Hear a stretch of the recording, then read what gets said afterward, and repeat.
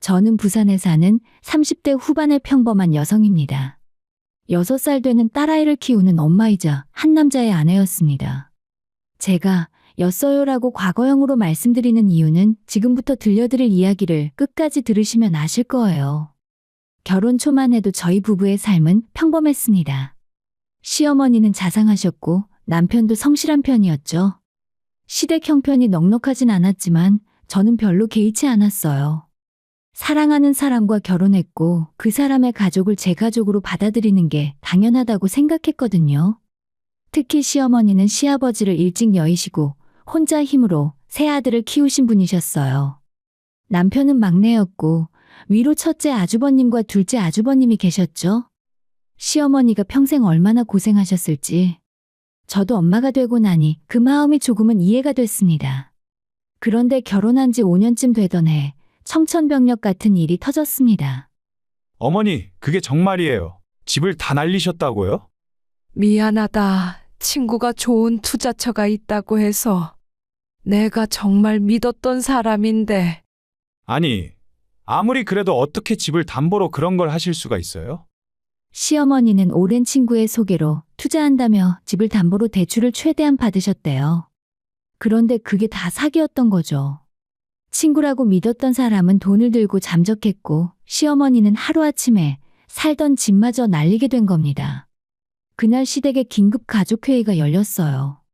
시어머니는 바닥에 주저앉아서 눈물만 흘리고 계셨고 아주버님과 동서는 난감한 표정으로 서로 눈치만 보고 있었습니다. 우리는 아이들 학원비도 빠듯한데 어머님을 모실 형편이 안 돼요. 우리 집은 방도 부족하고. 그래, 우리 집도 공간도 없고 둘째네가 집이 더 넓지 않나? 형은 왜 그래? 우리도 애들 키우느라 빠듯해. 막내네가 하면 되잖아. 저는 그 광경을 보면서 가슴이 답답했어요.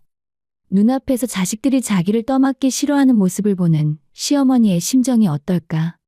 생각만 해도 마음이 아팠습니다. 그때 남편이 제 손을 꼭 잡았어요. 눈빛으로 묻는 것 같았죠. 우리가 할까? 저는 고개를 끄덕였습니다. 어머님, 저희 집으로 오세요. 제가 모시겠습니다. 지영아, 정말이니? 네, 어머님. 저희 집에는 방도 하나 더 있고요. 제가 잘 모실게요. 어머니, 저희랑 사세요. 형들은 형편이 어려우시니까 제가 막내로서 당연히 모셔야죠. 오, 그래? 막내가 효자네. 고맙다, 동생아. 솔직히 그때 저는 정말 순수한 마음이었어요. 시어머니가 불쌍했고 가족이니까 도와야 한다고 생각했죠. 남편도 제 결정에 감동한 듯 했고 시어머니는 제 손을 붙잡고 한참을 우셨어요. 그날 밤 남편이 제게 말했습니다.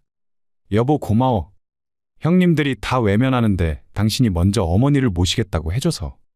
나 정말 당신이 자랑스러워. 가족이잖아. 당연한 일한 거야. 그렇게 시어머니는 저희 집으로 오셨습니다. 처음 한 달은 정말 괜찮았어요. 시어머니는 조심스럽게 행동하셨고 제가 해드리는 밥을 맛있게 드셨죠. 손녀인 우리 딸아이도 할머니가 계신 게 좋은지 자주 안기곤 했어요. 저는 이렇게 생각했습니다. 괜찮아. 가족이 함께 사는 게 행복한 거지. 조금 불편해도 이겨낼 수 있어. 라고요. 하지만 그 평화는 정말 오래가지 못했습니다. 시어머니를 모신 지 6개월쯤 지났을 때 시어머니가 평소 취미로 매주 한두 장씩 사시던 로또 복권이 2등에 당첨되었어요. 세금을 떼고 나니 시어머니는 3천만 원이라는 돈을 받게 되셨습니다. 3천만 원을 받은 다음 날부터 시어머니의 목소리가 달라졌습니다. 이상하게도 말투에 힘이 들어가기 시작했어요. 지영아, 오늘 아침은 미역국 끓여줘. 내가 미역국이 먹고 싶어. 네, 어머님, 바로 준비할게요. 그리고 말이야, 이 돈은 내 돈이니까 넌 보지 마라. 알았지? 저는 그 말을 듣고 잠깐 멈칫했어요. 누가 그 돈을 넘본다고 그런 말씀을 하시는 걸까요? 하지만 저는 그냥 웃으며 대답했습니다. 당연히 어머님 돈이죠. 걱정 마세요. 그런데 그게 시작이었어요. 시어머니는 점점 더 당당해지셨고 저를 대하는 태도도 조금씩 변하기 시작했습니다. 그리고 며칠 뒤에 시어머니는 첫째 동서와 둘째 동서를 우리 집으로 부르셨어요. 큰 며느리, 작은 며느리, 너희들 좀 와봐. 내가 너희들한테 할 말이 있어. 두 동서는 처음엔 귀찮다는 표정이었지만 시어머니가 부르시니 마지못해 왔습니다. 거실에 모인 동서들 앞에서 시어머니는 자랑스럽게 핸드폰을 꺼내셨어요. 봐라, 내가 이제 돈이 생겼어. 어머, 어머님, 이게 말씀하셨던 그 돈이에요? 첫째 동서의 눈이 반짝였습니다. 둘째 동서도 마찬가지였고요.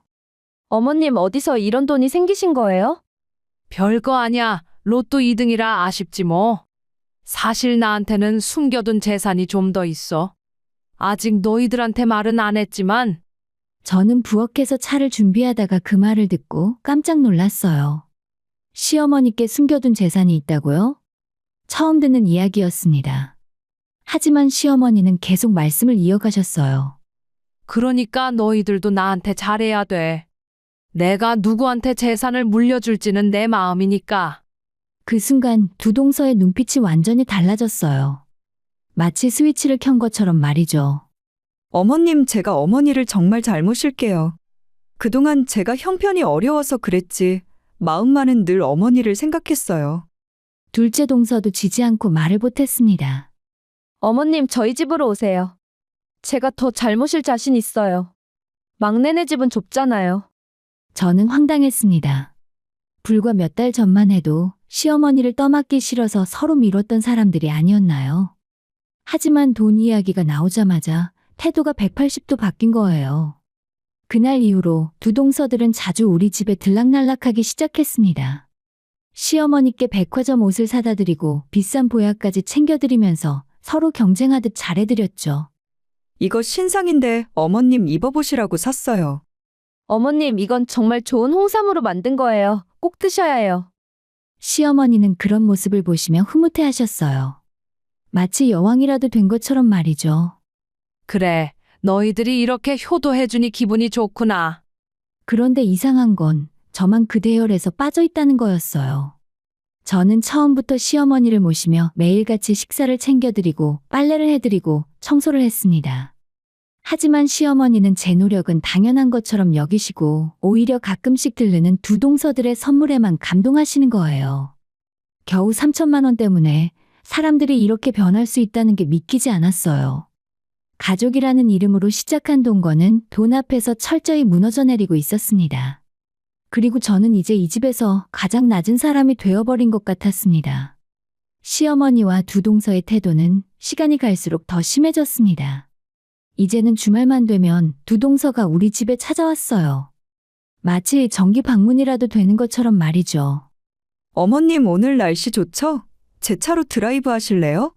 이번 주에 새로 나온 화장품인데 어머님 피부에 딱 좋을 것 같아서 샀어요.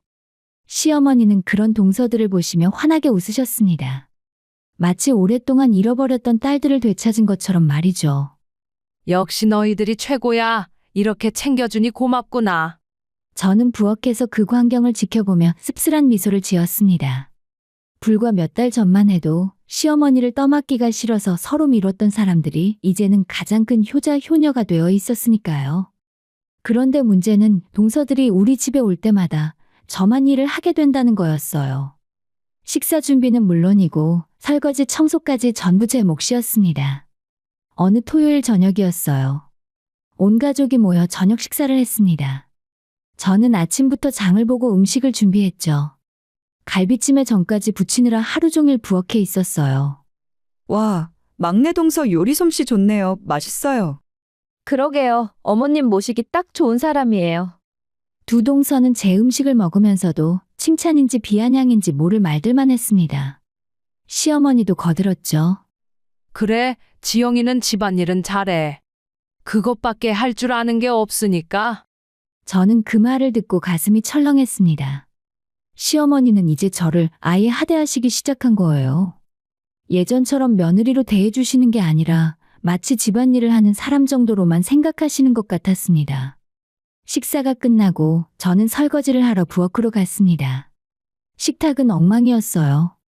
접시며 그릇이며 남은 음식이 여기저기 흩어져 있었죠. 저는 한숨을 쉬며 정리를 시작했어요. 그런데 거실에서는 세 사람이 편하게 소파에 앉아서 차를 마시고 있더군요.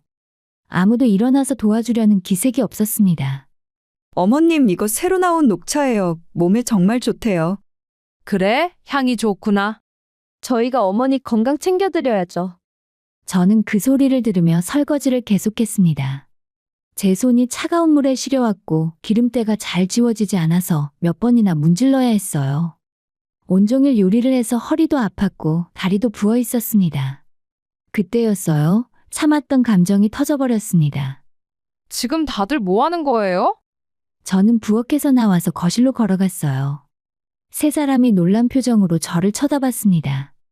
제가 아침부터 밤까지 혼자 요리하고 설거지하는 동안 여러분들은 편하게 앉아서 차나 마시고 계시네요? 첫째 동서가 눈을 굴리며 말했습니다. 아니, 막내 동서. 우리는 회사 다니느라 힘들어서 그래요. 이해 좀 해줘요. 둘째 동서도 거들었죠. 맞아요. 우리는 평일에 일하느라 지쳐 있다고요. 주말이라도 좀 쉬어야죠. 저도 똑같이 힘든 사람이에요. 왜 저만 모든 일을 해야 하는데요? 시어머니가 벌떡 일어나셨습니다. 얼굴이 불그락푸르락 달아올라 있었어요. 지영이 너 지금 뭐 하는 거야? 손님들 앞에서 소리를 지르면 어떡해? 손님이요? 이 사람들은 가족 아니에요? 그런데 왜 저만 일을 하는 건데요? 너는 이 집 며느리잖아. 며느리가 집안일 하는 게 당연한 거야. 그럼 두 분은 뭔데요? 똑같은 며느리 아니에요? 순간 시어머니의 표정이 싸늘하게 굳었습니다. 그리고 부엌으로 걸어가시더니 설거지통에 있던 물을 떠서 제 얼굴에 그대로 끼얹으셨어요. 차가운 물이 얼굴과 옷을 적셨습니다. 설거지물에 섞인 기름때와 음식 찌꺼기가 제 얼굴을 타고 흘러내렸어요. 저는 그 자리에 얼어붙었습니다. 누가 우리 귀한 며느리들한테 일을 시키래? 큰 며느리랑 작은 며느리는 바깥 일하느라 힘든 사람들이야. 이런 건 너 같은 게나 하는 거지. 시어머니의 목소리는 차갑고 날카로웠어요. 저는 물이 뚝뚝 떨어지는 얼굴로 시어머니를 바라봤습니다. 믿을 수가 없었어요. 이분이 정말 제가 모시려고 했던 그 시어머니가 맞는 걸까요? 어머님, 입 다물어. 네가 뭔데 큰 소리야? 네가 이 집에서 누구 덕분에 사는지 알기나 해? 두 동서들은 그 광경을 보며 피식피식 웃고 있었어요. 아무도 저를 감싸주지 않았습니다. 아니, 오히려 즐기고 있는 것처럼 보였어요. 잠시 후에 남편이 퇴근해서 집에 들어왔습니다. 저는 마지막 희망을 걸고 남편을 바라봤어요. 남편이라면 제 편을 들어줄 거라고 믿었거든요. 여보, 잠깐 나 좀 봐. 어머님이. 하지만 남편은 제 얼굴을 보더니 인상을 찌푸렸습니다. 뭐야? 왜 이래? 또 무슨 사고 친 거야?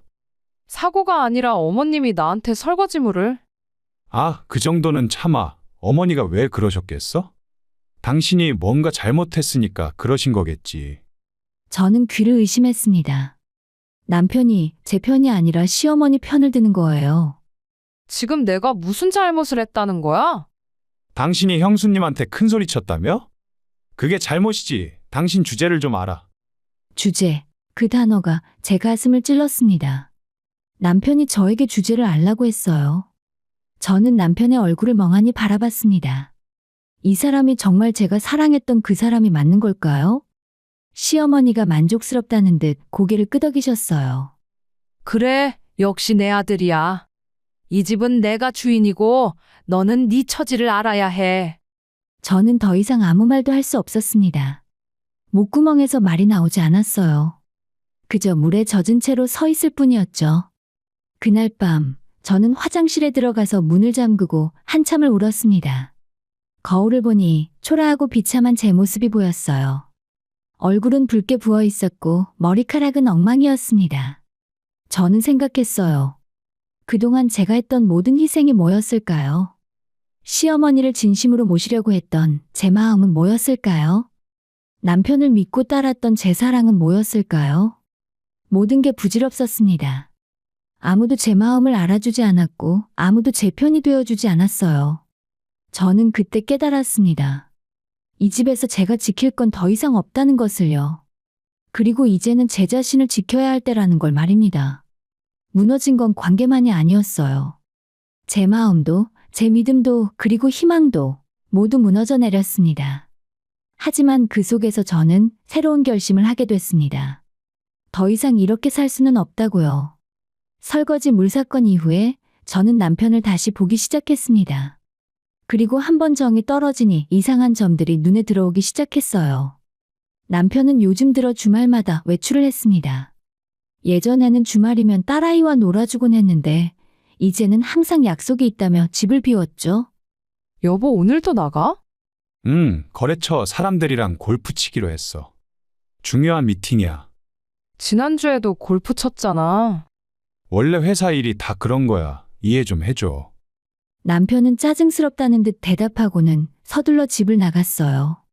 골프 치러 간다는 사람치고 향수 냄새가 진하게 풍겼습니다. 예전에 쓰던 향수가 아니었어요. 그리고 핸드폰도 이상했습니다. 예전에는 아무렇게나 두고 다녔는데 이제는 항상 손에 쥐고 있거나 화면을 아래로 해서 놓았어요. 제가 가까이 가면 슬쩍 화면을 가리기도 했죠. 여보, 핸드폰 좀 잠깐 빌려줘. 내 거 배터리 나갔어. 아, 나도 배터리 없어. 그냥 충전하고 써. 거짓말이었어요. 저는 남편 핸드폰 화면에 배터리가 80%나 남은 걸 봤거든요. 뭔가 이상했습니다. 직감적으로 느껴졌어요. 남편이 뭔가를 숨기고 있다는 것을요. 그러던 어느 날, 오랜만에 대학 동창한테서 전화가 왔습니다. 지영아, 너 지금 시간 돼? 왜? 그게 너한테 꼭 해줘야 할 말이 있어서. 지금 만날 수 있어? 그 친구의 목소리가 심각했어요. 저는 불길한 예감이 들었지만 궁금함을 못 이기고 친구를 만나러 나갔습니다. 카페에서 만난 친구는 한참을 망설이더니 조심스럽게 입을 열었어요. 지영아, 미안한데 너 남편 요즘 이상하지 않아? 갑자기 그게 무슨 말이야? 사실은 내가 지난주에 북한산에 등산 갔었거든. 그런데 거기서 네 남편 봤어. 저는 가슴이 철렁했습니다. 북한산에서 등산? 그날 우리 남편이 골프 친다고 했는데. 응, 그게 혼자가 아니었어. 여자랑 같이 있더라. 친구는 핸드폰을 꺼내 사진을 보여줬어요. 그 사진 속에는 남편이 있었습니다. 그리고 옆에는 모르는 여자가 있었죠. 두 사람은 손을 잡고 웃으며 걷고 있었어요. 저는 숨이 막혔습니다. 사진 속 남편의 얼굴은 제가 본 적 없을 만큼 행복해 보였어요. 저 여자가 누구야? 내가 물어봤어. 등산로에서 우연히 지나가다가 인사를 했거든. 네 남편이 깜짝 놀라더라. 그래서 옆에 있던 여자한테 물어봤는데 자기 회사 거래처 사장님이래. 근데 있잖아. 뭔데? 손잡고 다니는 게 거래처 사장이야? 그리고 그 여자 결혼 반지도 끼고 있었어. 저는 그 자리에서 얼어붙었습니다. 남편이 바람을 피우고 있다고요? 그것도 유부녀랑. 그 사진 나한테 보내줄 수 있니? 당연하지. 그리고 지영아, 내가 더 알아봤는데. 친구는 더 충격적인 이야기를 들려줬어요. 그 여자는 남편보다 10살 이상 많은 사업가였고 남편 회사와 거래하는 업체의 대표였다고 하는 겁니다. 소문으로는 남편이 그 여자한테 잘 보여서 큰 거래도 성공했고 덕분에 승진했다는 이야기도 있었고요. 저는 집으로 돌아와서 남편의 차 블랙박스를 확인했습니다. 남편은 블랙박스가 있다는 걸 까먹고 있을 거예요. 영상을 돌려보니 역겹고 끔찍한 장면들이 나왔습니다. 차 안에서 사랑 고백을 하는 장면, 손을 잡고 있는 장면. 증거는 충분했어요. 그날 밤, 저는 잠을 이룰 수 없었습니다. 머릿속이 복잡했어요. 시어머니한테 시집살이 당하는 것도 모자라서 남편마저 저를 배신했다는 사실이 믿기지 않았습니다. 하지만 슬퍼하고만 있을 수는 없었어요. 저는 결심했습니다. 이제 진짜 남편과 이혼하겠다고요. 다음 날, 저는 변호사 사무실을 찾아갔습니다. 변호사님, 이혼 상담 받으러 왔습니다. 네, 앉으세요. 어떤 사유로 이혼하시려는 건가요? 남편의 외도입니다. 증거도 있어요. 저는 사진과 블랙박스 영상을 보여드렸어요. 변호사님은 고개를 끄덕이며 말씀하셨습니다. 증거가 확실하네요. 이 정도면 위자료와 재산 분할 받는데 문제 없습니다. 그리고 상간녀의 배우자까지 있다면 그쪽에도 알려서 동시에 청구할 수 있고요. 네, 저 최대한 받을 수 있는 거 다 받고 싶어요. 알겠습니다. 제가 준비해 드리겠습니다. 그날부터 저는 조용히 이혼 준비를 시작했습니다. 먼저 통장을 정리하고 중요한 서류들을 챙겼어요. 그리고 집 문제를 생각했습니다. 이 집은 제 명이었어요. 결혼할 때 부모님께서 결혼 선물로 해주신 거였거든요. 남편 명의가 아니라 제 명이었죠. 저는 부동산에 전화를 걸었습니다. 이 집 매물로 내놓고 싶은데요. 최대한 빨리 팔릴 수 있을까요? 요즘 이 지역에 집값이 올라서 금방 팔릴 겁니다. 며칠 뒤 정말로 집이 팔렸어요. 생각보다 좋은 가격에 매매가 성사됐습니다. 계약이 되자마자 저는 바로 이사 날짜를 잡았어요. 그리고 완벽한 타이밍이 왔습니다. 마침 시어머니는 동서들과 함께 해외여행을 가셨어요. 물론 저는 초대받지 못했죠. 지영아, 우리 해외여행 가는 동안 집 잘 지키고 있어. 알았지? 네, 어머님, 다녀오세요.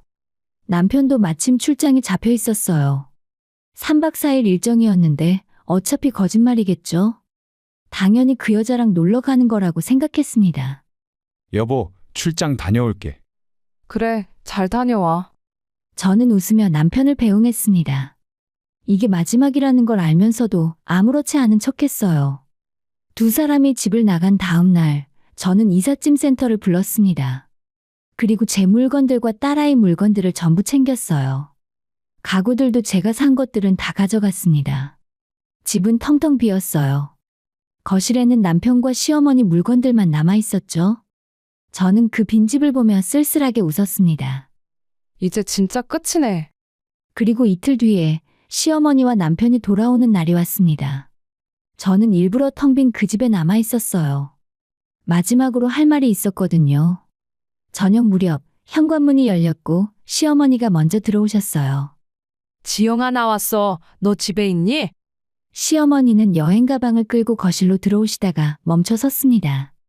텅 빈 거실을 보시고는 눈이 휘둥그레졌어요. 이게 무슨 일이야? 우리 집이 왜 이래? 제가 다 정리했어요. 저는 차분하게 말했습니다. 그리고 제 손에는 이혼 서류가 들려 있었어요. 뭐? 뭘 정리했다는 거야? 망가진 제 인생이요. 그리고 이 집도요. 대체 그게 무슨 소리야? 그때 남편도 집에 도착했어요. 현관문을 열고 들어온 남편도 집안의 모습을 보더니 시어머니와 똑같이 놀란 표정을 지었죠. 여보, 이게 무슨 일이야? 나 당신이랑 이혼할 거야. 저는 미리 준비한 이혼 서류를 남편에게 내밀었습니다. 애초에 이 집은 내 명이잖아. 우리 부모님께서 나한테 주신 거야. 그리고 이미 팔렸어. 다음 주 화요일에 새 주인이 들어올 거야. 뭐라고? 남편의 얼굴이 하얗게 질렸어요. 당신 나 몰래 한 외도 증거 다 있어. 사진도 있고 블랙박스 영상도 있어. 이미 변호사한테 다 넘겼고 위자료 청구할 거야. 그리고 상간녀한테도 청구하라고 했어. 야, 너가 제정신이야? 남편이 소리를 지르며 제 뺨이라도 때릴 기세로 손을 들었어요. 하지만 저는 이 정도는 이미 예상하고 있었습니다. 아까부터 동영상으로 다 찍고 있으니까 마음대로 해봐. 그리고 이것도 폭행으로 신고할 수 있어. 남편은 영상 촬영 중이라는 말에 멈칫했고 시어머니가 비명을 지르며 바닥에 주저앉았습니다. 이게 무슨 일이야? 네가 지금 우리 가족한테 뭐 하는 거야? 어머님, 그동안 감사했어요. 아니, 사실은 전혀 감사하지 않았지만요. 어머님이 저한테 설거지물 끼얹으셨던 거 아마 평생 안 잊을 거예요. 이게 지금 누구 앞이라고? 너 마음대로 할 수 있을 것 같니? 협박하지 마세요. 어차피 다신 안 볼 사이니까요. 참, 어머님 재산 얘기하셨죠? 이미 다 확인했어요.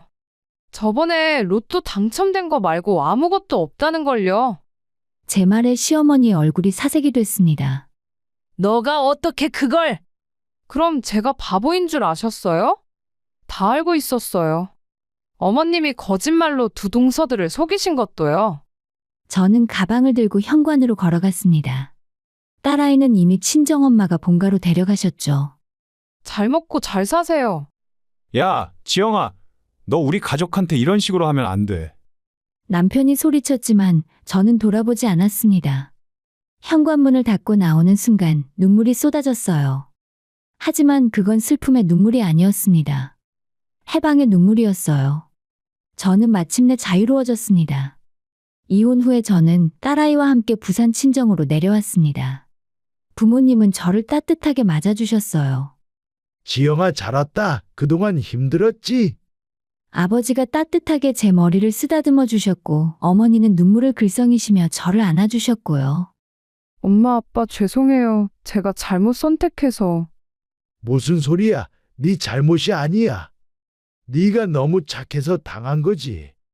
이제 고향에서 편하게 살아. 아빠가 지켜줄게.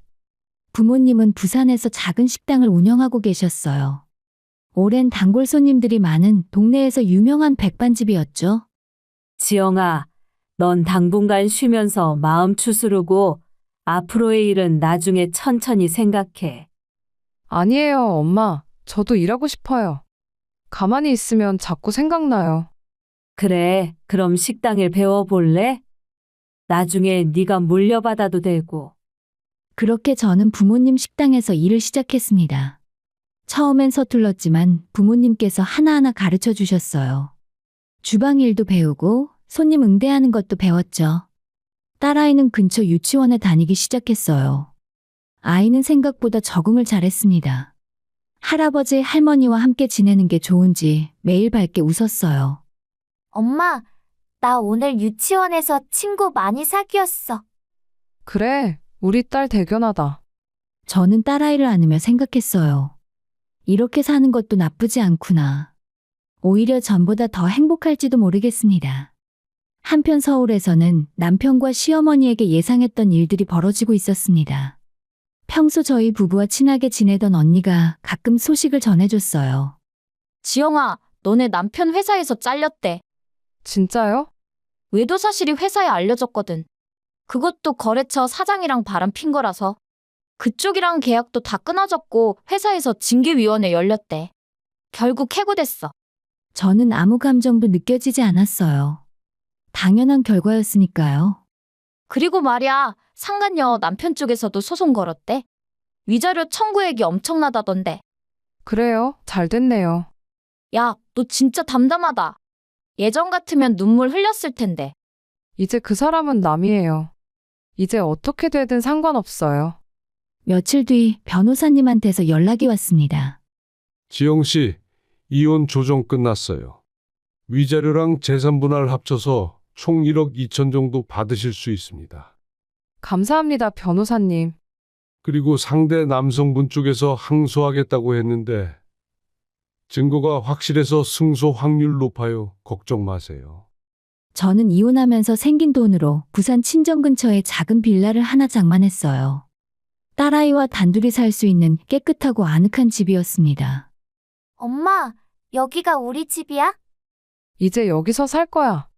와, 좋아. 딸아이는 방방 뛰며 좋아했어요.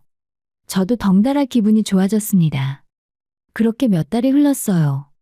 저는 부모님 식당 일에 완전히 적응했고 단골 손님들도 이제는 저를 좋아해 주셨습니다.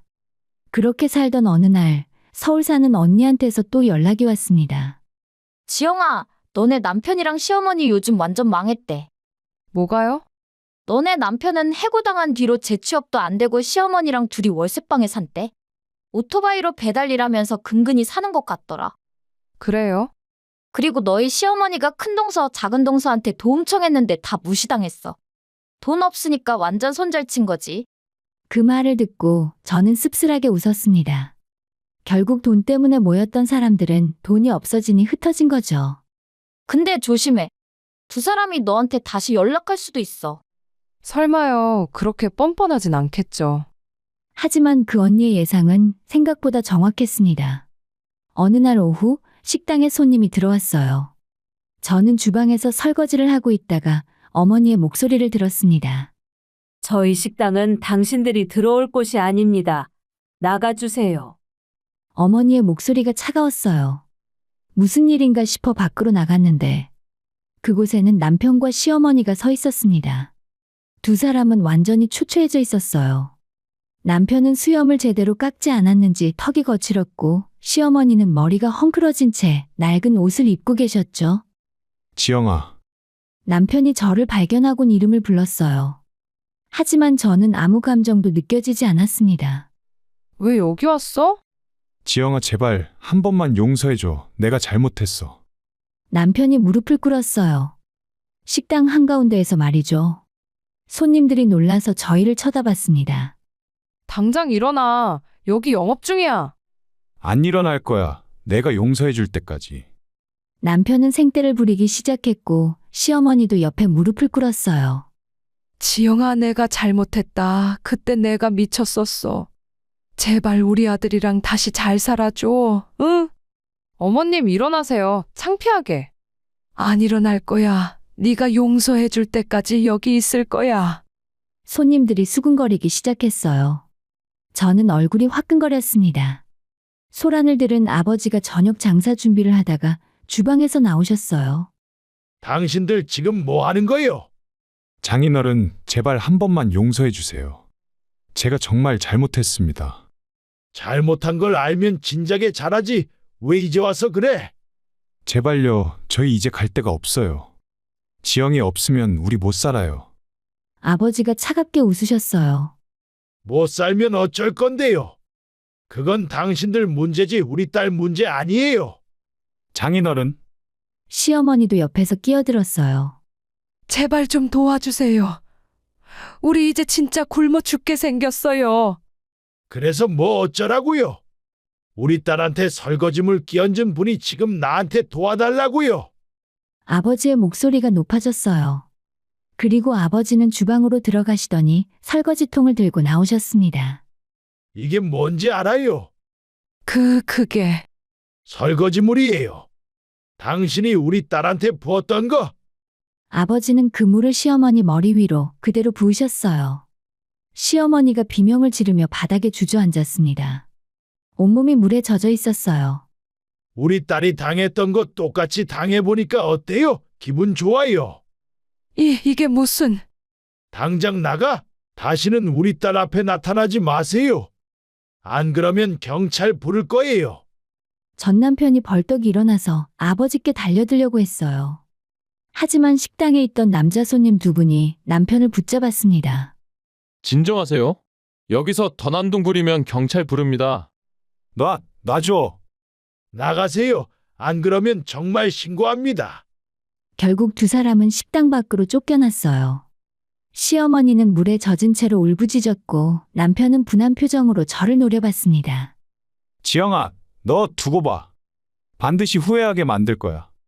그럴 시간에 취직이나 하세요. 저는 차갑게 말하고 식당 문을 닫았습니다. 상황이 마무리되고 옆에 있던 어머니가 달려와서 제 손을 잡아주셨어요. 괜찮니? 저는 괜찮아요. 정말로 괜찮았습니다. 오히려 시원했어요. 그동안 쌓였던 응어리가 다 풀린 것 같았거든요. 그날 이후로 남편과 시어머니는 다시 나타나지 않았습니다. 저는 그들이 어떻게 사는지 이제 더 이상 궁금하지 않았어요. 중요한 건 제가 행복하다는 거였으니까요. 그렇게 시간이 흘렀습니다. 어느덧 이혼하고 1년이 지났어요. 저는 지금 부산에서 딸아이와 함께 조용하고 평화로운 삶을 살고 있습니다.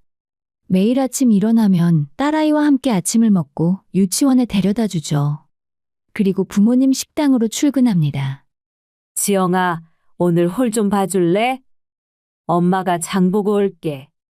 네, 다녀오세요.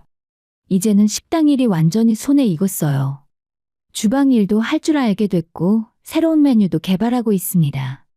부모님은 제게 식당을 물려주실 생각이라고 하셨어요. 지영아, 이 식당은 나중에 네 거가 될 거야. 네가 잘 키워나가면 돼. 아빠, 제가 잘할 수 있을까요? 당연하지. 넌 우리 딸이잖아. 못할 게 뭐가 있어? 아버지는 늘 저를 믿어주셨어요. 그 믿음이 저에게 큰 힘이 됐습니다. 딸아이도 많이 컸어요. 이제는 초등학교 입학을 앞두고 있죠. 아이는 밝고 건강하게 자라고 있습니다. 종종 부모님을 모시고 딸과 맛있는 걸 먹다 보면 이게 진짜 가족이구나 하고 느껴져요. 예전에는 가족이라는 이름 때문에 부당한 대우도 참아야 한다고 생각했어요. 시어머니도 가족이고 남편도 가족이니까 무조건 참고 견뎌야 한다고 믿었죠. 하지만 그건 틀렸어요. 진짜 가족은 제가 힘들 때 저를 지켜주는 사람들이었습니다. 부모님처럼 말이에요. 가끔 서울 사는 아는 언니한테서 이런저런 소식을 듣곤 해요. 남편과 시어머니는 결국 지방으로 내려갔다고 합니다. 남편은 하우스 농장에서 일을 하고 시어머니는 건강이 안 좋아져서 병원 신세를 지고 있다고 하더군요. 두 동서들은 시어머니를 완전히 손절했대요. 전화도 안 받고 찾아가도 문전박대한다고 합니다. 결국 돈이 없으니 가족도 아닌 게 되어버린 거죠. 솔직히 그들에게 동정심 같은 건 들지 않았어요. 그들이 스스로 선택한 길이었으니까요. 시어머니는 돈 때문에 저를 무시했고 남편은 저를 배신했죠. 그 결과를 지금 겪고 있는 거예요. 지난 시간들은 분명 힘들었어요. 상처도 많이 받았고 눈물도 많이 흘렸죠. 하지만 그 시간들이 있었기에 지금의 제가 있는 거예요. 저는 그 상처를 통해 더 강해졌습니다. 이제는 누가 저를 무시해도 누가 저를 이용하려 해도 당당하게 거절할 수 있습니다. 제 가치를 알게 됐거든요. 그리고 무엇보다 진짜 가족이 누구인지 알게 됐습니다. 혈연으로 맺어진 관계가 전부가 아니라는 걸, 진심으로 저를 사랑해주는 사람들이 진짜 가족이라는 걸 깨달았습니다. 이제 저는 제 인생을 되찾았습니다. 그리고 이런 제 인생을 제가 원하는 대로 살아갈 거예요. 딸아이를 위해서, 부모님을 위해서, 그리고 무엇보다 저 자신을 위해서 말이죠. 저는 더 이상 과거에 얽매이지 않습니다. 앞만 보고 걸어갈 거예요. 천천히, 하지만 단단하게. 그리고 언젠가 다시 누군가를 사랑할 수 있을지도 모르죠. 하지만 그건 나중 일이에요. 지금은 저 자신을 사랑하는 것만으로도 충분합니다.